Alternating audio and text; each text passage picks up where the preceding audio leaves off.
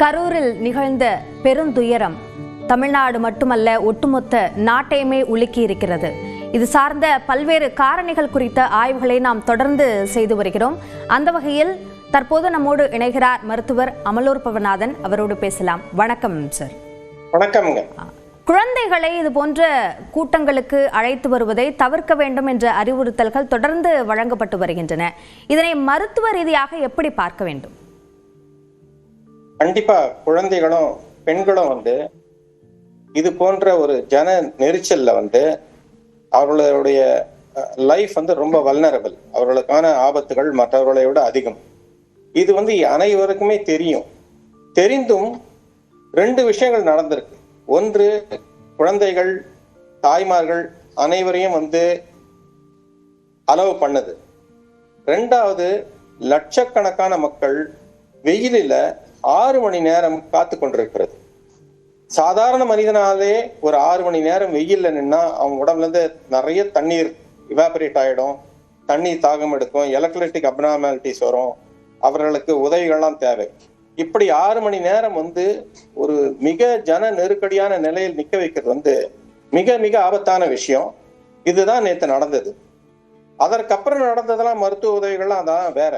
ஆனால் ஃபர்ஸ்ட் இவ்வளோ மக்கள், அதுவும் ஒரு சிறிய ஊர்ல கூட அனுமதித்ததே தப்பு. பெண்கள், குழந்தைகள், வயதானவர்கள்லாம் அனுமதித்தது இன்னும் தப்பு. மூன்றாவது, அவர்களை எந்த தலைவரானாலும் சரி 6 மணி நேரம் 7 மணி நேரம் காக்க வைப்பது கொஞ்சம் கூட மனிதத்தன்மை அற்ற செயல். இந்த மனிதத்தன்மை அற்ற செயலால் தான் இத்தனை உயிர்கள் போனது என்று நான் நேரடியாகவே சொல்கிறேன். ஹியூமனிட்டி அதிகமாக இருக்கிற அந்த பகுதிகளில் இது போன்ற சிக்கல்கள் வரும்.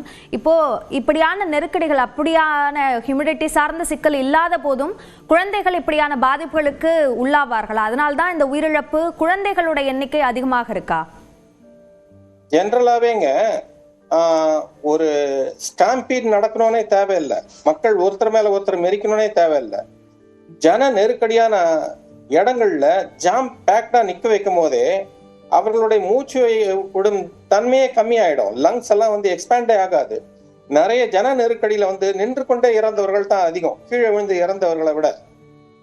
ஆகவே ஜன நெருக்கடியில ரொம்ப நெருக்கமா மணிக்கணக்குல நிக்க வைக்கிறதே உயிருக்கு ஆபத்து. இதை நாம அனுமதிச்சுட்டு விட்டு மற்ற விஷயங்களை கவனிச்சு என்ன பிரயோஜனம் சொல்லுங்க? அடுத்தடுத்த நிலைகள்ல இதை எப்படி தவிர்க்கலாம்? இப்ப மருத்துவர்களுடைய அறிவுரைகளையும் இது போன்ற கூட்டங்கள்ல பெற வேண்டியது அவசியமாகுதா? ரொம்ப சுலபம்.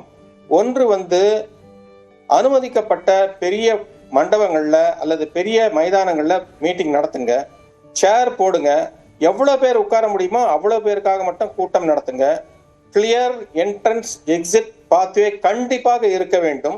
எமர்ஜென்சி பாத்வே கண்டிப்பாக இருக்க வேண்டும்.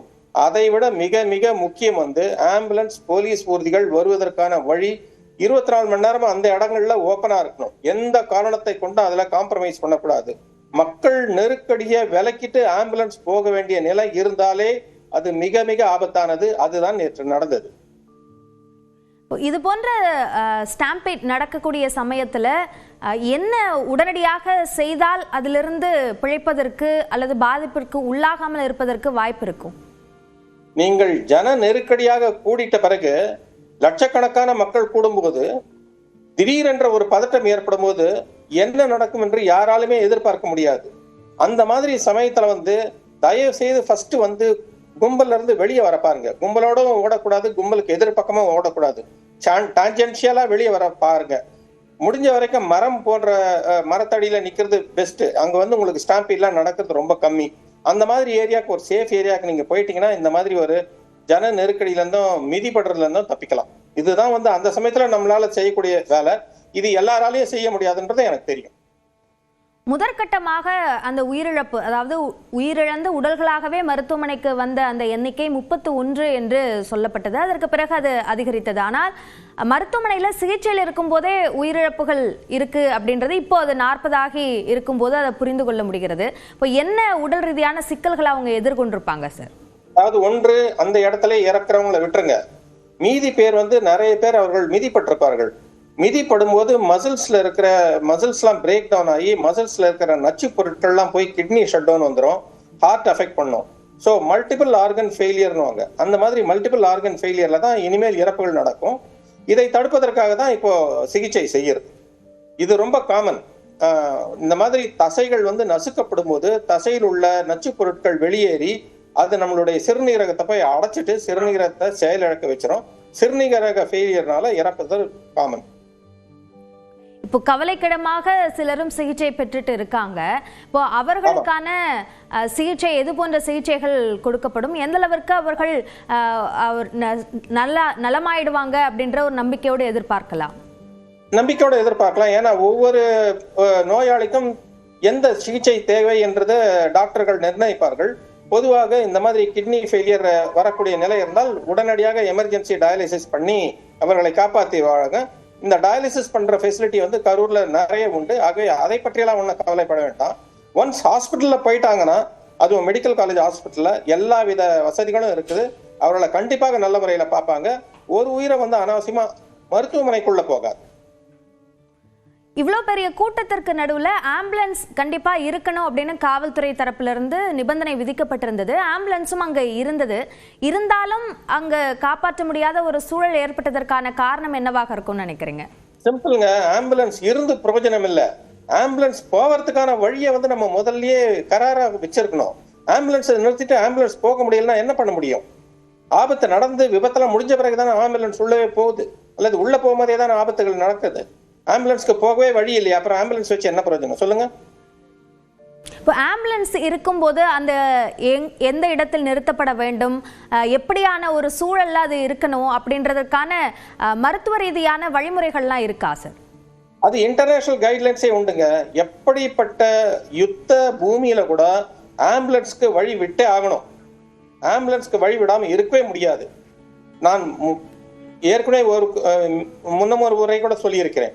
எந்த பொதுக்கூட்டமானாலும் அது யார் நடத்தினாலும் ஆம்புலன்ஸ்க்கு போவதற்கு வழி இல்லை என்றால் அந்த மாதிரி கூட்டத்துக்கு அனுமதியே கொடுக்க கூடாது. கரூரில் நடந்த அந்த பெருந்துயரம், அதற்கு மருத்துவ ரீதியாக பல்வேறு கருத்துக்களை எங்களோடு பகிர்ந்து கொண்டீர்கள். நன்றி திரு அமலூர் புவநாதன்.